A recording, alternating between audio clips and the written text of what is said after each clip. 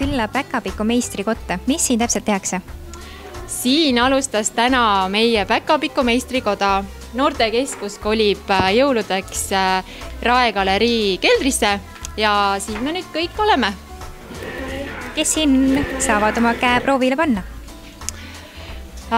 Käe saavad proovile panna kõik Kuressaare elanikud, väiksed, suured, noored, vanad ja muidugi Kuressaare lähiümbrus ka, kes jõuab siin tööpäevadel peale tööd läbi tulla, kõik on oodatud.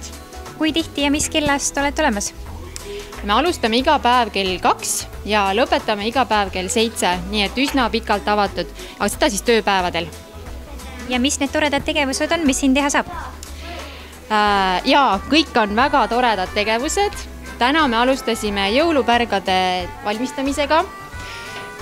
Teisest toast tehakse kaarte, aga ootamas on veel kingikotid, kinkekarbid, siis jõulukroonid, igasugused erinevad kuuseehted nii lõngast, savist, paberist, metsamaterjalist, samblast, kuusest, käbidest, et valikut on nagu hästi palju, et igaüks peaks endale leidma meelepärase ja loomulikult piparkoogid, et iga päev valmistame ka piparkooke ja no siis on meie jõulud küll alanud.